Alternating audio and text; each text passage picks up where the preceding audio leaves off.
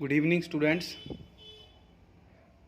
जिस तरह कि अपना पंजाब पुलिस का 25 तरीक ਨੂੰ मतलब कल एग्ज़ाम है, तो एग्ज़ाम के नाल रिलेटेड कुछ जीके के जोड़े क्वेश्चन ने वो लैके आए हैं। ये जोड़े अपने संविधान के नाल रिलेटेड क्वेश्चन ने सारी आर्टिकल के नाल। तो स्टार्ट करते हैं। उम्मीद करते हैं भी इन्हों के विचों 3 तो 4 क्वेश्चन आ सकते हैं। इस तरह पहला क्वेश्चन है, आर्टिकल 15 किहदे नाल संबंधित है? धर्म, नस्ल, जात, लिंग ਜਾਂ जन्म स्थान के आधार पर भेदभाव की मनाही। ये आर्टिकल 15 ਦੇ ਵਿੱਚ ਆਉਂਦਾ। फिर आर्टिकल 16 ਚ ਕੀ ਆਉਂਦਾ? जनतक रोजगार ਵਿੱਚ मौके की समानता। आर्टिकल 17 ਚ ਕੀ ਆਉਂਦਾ? अछूतता का अंत। ਜਿਹੜਾ समाजिक बुराइयां ने छूआछूत वालियां उन्हां दा अंत आर्टिकल 17 ਦੇ ਵਿੱਚ है। फिर आर्टिकल 18 ਦੇ ਵਿੱਚ ਕੀ है? सिरलेखां का खात्मा। आर्टिकल 19 ਦੇ ਵਿੱਚ ਕੀ है? प्रगटावे की आज़ादी। भी कुछ भी ਆਪਾਂ अपने प्रगटा सकते हैं, लिख के बोल के, ਉਹਦੀ आज़ादी है। आर्टिकल 20 की है? अपराधां की सज़ा के संबंध में सुरक्षा। आर्टिकल 21 की है? जीवन की सुरक्षा ਅਤੇ व्यक्तिगत आज़ादी। गोपनीयता का अधिकार, ये भी ये विच आंदा। फिर आ गया जी आर्टिकल 21A, 6 तो 14 साल के बच्चों को सिक्ख्या का अधिकार। ये विचकार आंदा आर्टिकल 21A। आर्टिकल 22 कुछ मामलों में गिरफ्तारी तो सुरक्षा। आर्टिकल 23 मनुखी तस्करी, जबरी मजदूरी की मनाही। आर्टिकल 24 की है? 14 साल तो घट उम्र के जोड़े बच्चे ने उन्होंने फैक्ट्रियां, खाना बनाने आदि ਜਿਹੜੀਆਂ कह लो भी कोई रसायनिक फैक्ट्रियां ने उन्होंने विच काम करन ते नहीं लगाया जा सकता। जे कोई लगाऊगा तो उसकी सज़ा कानूनन जुर्म गिनिया जाता है।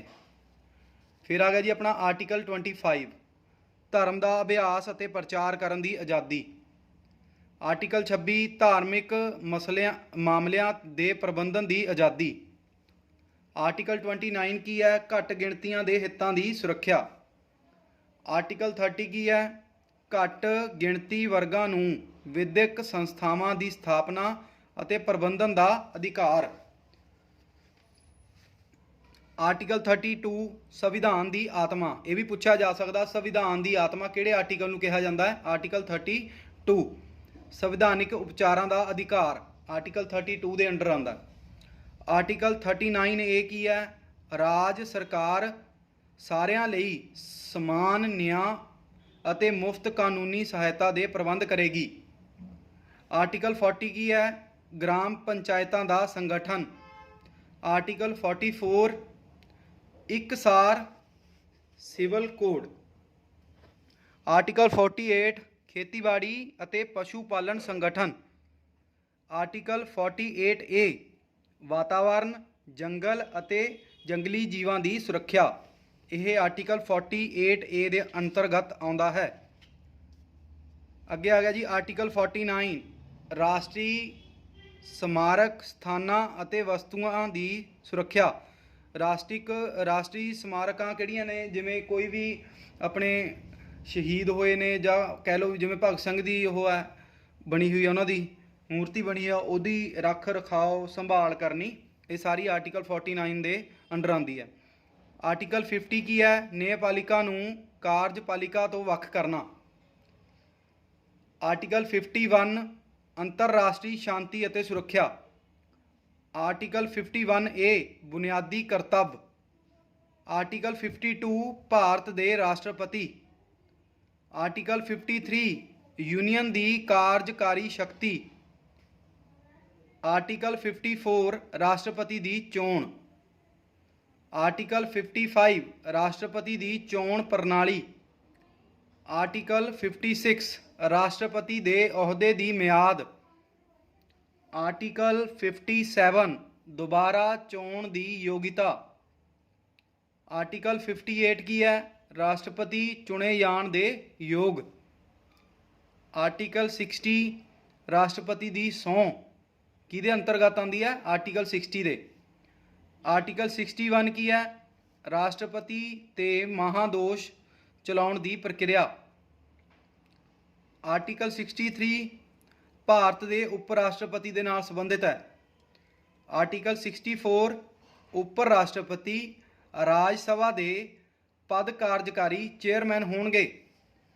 ਕਿਹੜਾ ਆਰਟੀਕਲ ਆਪਾਂ ਨੂੰ ਦੱਸਦਾ ਹੈ ਵੀ ਜਿਹੜੇ ਉਪ ਰਾਸ਼ਟਰਪਤੀ ਨੇ ਰਾਜ ਸਭਾ ਦੇ ਪਦ ਕਾਰਜਕਾਰੀ ਚੇਅਰਮੈਨ ਹੋਣਗੇ? ਆਰਟੀਕਲ 54। ਨੈਕਸਟ ਹੈ ਜੀ ਆਰਟੀਕਲ 65 ਰਾਸ਼ਟਰਪਤੀ ਦੇ ਅਹੁਦੇ ਦੇ ਖਾਲੀ ਹੋਣ ਤੇ ਉਪ ਰਾਸ਼ਟਰਪਤੀ ਦੇ ਕਾਰਜ। ਆਰਟੀਕਲ 66 ਉਪ ਰਾਸ਼ਟਰਪਤੀ ਦੀ ਚੋਣ। ਆਰਟੀਕਲ 67 ਉਪ ਰਾਸ਼ਟਰਪਤੀ ਦੇ ਅਹੁਦੇ ਦੀ ਮਿਆਦ। ਆਰਟੀਕਲ 68 ਉਪ ਰਾਸ਼ਟਰਪਤੀ ਦੇ ਖਾਲੀ ਅਹੁਦੇ ਨੂੰ ਭਰਨ ਦੀ ਚੋਣ। ਆਰਟੀਕਲ 69 ਉਪ ਰਾਸ਼ਟਰਪਤੀ ਦੁਆਰਾ ਸਹੁੰ। ਆਰਟੀਕਲ 70 ਕੀ ਹੈ? ਹੋਰ ਸੰਕਟ ਕਾਲਾਂ ਵਿੱਚ ਰਾਸ਼ਟਰਪਤੀ ਦੇ ਫਰਜ਼ਾਂ ਦਾ ਨਿਪਟਾਰਾ। ਆਰਟੀਕਲ 71 ਕੀ ਹੈ? ਰਾਸ਼ਟਰਪਤੀ ਅਤੇ ਉਪ ਰਾਸ਼ਟਰਪਤੀ ਦੀ ਚੋਣ ਨਾਲ ਸੰਬੰਧਿਤ ਜਿੰਨੇ ਵੀ ਮਾਮਲੇ ਨੇ ਉਹ ਆਰਟੀਕਲ 71 ਦੇ ਅੰਤਰਗਤ ਆਉਂਦੇ ਨੇ। ਆਰਟੀਕਲ 72 ਕੀ ਹੈ? ਮਾਫੀ ਦੀ ਸ਼ਕਤੀ। ਆਰਟੀਕਲ 73 ਯੂਨੀਅਨ ਦੀ ਕਾਰਜਕਾਰੀ ਸ਼ਕਤੀ ਦਾ ਵਿਸਥਾਰ। ਆਰਟੀਕਲ 74 ਰਾਸ਼ਟਰਪਤੀ ਨੂੰ ਸਲਾਹ ਦੇਣ ਲਈ ਮੰਤਰੀ ਮੰਡਲ। ਆਰਟੀਕਲ 74 ਮੰਤਰੀਆਂ ਲਈ ਉਪਬੰਧ। ਆਰਟੀਕਲ 76 ਭਾਰਤ ਦੇ ਅਟਾਰਨੀ ਜਨਰਲ ਦੇ ਨਾਲ ਸੰਬੰਧਿਤ ਹੈ। ਆਰਟੀਕਲ 77 ਭਾਰਤ ਸਰਕਾਰ ਦੇ ਕਾਰੋਬਾਰ ਦਾ ਸੰਚਾਲਨ। ਆਰਟੀਕਲ 78 ਰਾਸ਼ਟਰਪਤੀ ਨੂੰ ਜਾਣਕਾਰੀ ਦੇਣ ਲਈ ਪ੍ਰਧਾਨ ਮੰਤਰੀ ਦੀਆਂ ਡਿਊਟੀਆਂ। ਆਰਟੀਕਲ 79 ਸੰਸਦ ਦਾ ਸੰਵਿਧਾਨ। ਆਰਟੀਕਲ 80ਵਾਂ ਰਾਜ ਸਭਾ ਦੀ ਰਚਨਾ। 81 ਲੋਕ ਸਭਾ ਦੀ ਰਚਨਾ। ਆਰਟੀਕਲ 83 ਸੰਸਦ ਦੇ ਸਦਨਾਂ ਦੀ ਮਿਆਦ। ਆਰਟੀਕਲ 84 ਸੰਸਦ ਦੇ ਮੈਂਬਰਾਂ ਦੀ ਯੋਗਤਾ, ਮਤਲਬ ਕਿੰਨੀ ਉਹਨਾਂ ਦੀ ਕੁਆਲੀਫਿਕੇਸ਼ਨ ਹੈ। ਆਰਟੀਕਲ 85 ਸੰਸਦ ਦੇ ਸੈਸ਼ਨ ਨੂੰ ਮੁਲਤਵੀ ਕਰਨ ਅਤੇ ਭੰਗ ਕਰਨਾ। ਆਰਟੀਕਲ 87 ਹੁਣ ਰਾਸ਼ਟਰਪਤੀ ਦਾ ਵਿਸ਼ੇਸ਼ ਭਾਸ਼ਣ। ਆਰਟੀਕਲ 88 ਸਦਨਾਂ ਬਾਰੇ ਮੰਤਰੀਆਂ ਅਤੇ ਅਟਾਰਨੀ ਜਨਰਲ ਦੇ ਅਧਿਕਾਰ। ਆਰਟੀਕਲ 89 ਰਾਜ ਸਭਾ ਦੇ ਚੇਅਰਮੈਨ ਅਤੇ ਉਪ ਚੇਅਰਮੈਨ ਦੇ ਨਾਲ ਸੰਬੰਧਿਤ। ਆਰਟੀਕਲ 90 ਡਿਪਟੀ ਚੇਅਰਮੈਨ ਦੇ ਅਹੁਦੇ ਨੂੰ ਖਾਲੀ ਕਰਨਾ ਜਾਂ ਹਟਾਉਣਾ। ਅੱਗੇ ਆ ਗਏ ਜੀ ਕੁਐਸਚਨ, ਸਰਕਾਰੀਆ ਕਮਿਸ਼ਨ ਕਿਸ ਸਾਲ ਆਇਆ ਸੀ? 1983। ਆਰਟੀਕਲ 243 ਸੀ ਕਿਹਦੇ ਨਾਲ ਰਿਲੇਟਡ ਹੈ? ਪੰਚਾਇਤਾਂ ਦੇ ਗਠਨ ਨਾਲ ਸੰਬੰਧਿਤ। ਆਰਟੀਕਲ 356 ਜਿਹੜਾ ਰਾਸ਼ਟਰਪਤੀ ਸ਼ਾਸਨ ਹੈ ਉਹ ਕਿਹੜੇ ਆਰਟੀਕਲ ਦੇ ਅੰਤਰਗਤ ਆਉਂਦਾ ਹੈ? 356। ਆਰਟੀਕਲ 240 ਕੀ ਹੈ? ਕੁਝ ਕੇਂਦਰ ਸ਼ਾਸਿਤ ਪ੍ਰਦੇਸ਼ਾਂ ਲਈ ਨਿਯਮ ਬਣਾਉਣ ਦੀ ਰਾਸ਼ਟਰਪਤੀ ਦੀ ਸ਼ਕਤੀ ਨਾਲ ਸੰਬੰਧਿਤ ਹੈ। ਆਰਟੀਕਲ 240 ਕੀ ਹੈ? ਕੁਝ ਕੇਂਦਰ ਸ਼ਾਸਿਤ ਪ੍ਰਦੇਸ਼ਾਂ ਲਈ ਨਿਯਮ ਬਣਾਉਣ ਦੀ ਰਾਸ਼ਟਰਪਤੀ ਦੀ ਸ਼ਕਤੀ ਨਾਲ ਸੰਬੰਧਿਤ ਹੈ। ਨੈਕਸਟ ਦੇਖਦੇ ਹਾਂ ਜੀ ਆਰਟੀਕਲ 241 ਕੇਂਦਰ ਸ਼ਾਸਿਤ ਪ੍ਰਦੇਸ਼ਾਂ ਲਈ ਉੱਚ ਅਦਾਲਤਾਂ ਨਾਲ ਸੰਬੰਧਿਤ। ਆਰਟੀਕਲ 243 ਨਗਰ ਪਾਲਿਕਾ ਵਿੱਚ ਅਨੁਸੂਚਿਤ ਜਾਤੀਆਂ ਅਤੇ ਅਨੁਸੂਚਿਤ ਜਨਜਾਤੀਆਂ ਨੂੰ ਸੀਟਾਂ ਦੇ ਰਾਖਵੇਂਕਰਨ ਨਾਲ ਸੰਬੰਧਿਤ। ਪ੍ਰਸਤਾਵਨਾ ਦੀ ਭਾਸ਼ਾ ਅਤੇ ਆਦਰਸ਼। ਸੰਵਿਧਾਨ ਦੀ ਪ੍ਰਸਤਾਵਨਾ ਦੀ ਭਾਸ਼ਾ ਅਤੇ ਆਦਰਸ਼ ਕਿਹੜੇ ਦੇਸ਼ਾਂ ਤੋਂ ਉਧਾਰੇ ਲਏ ਗਏ ਹਨ? Australia and USA।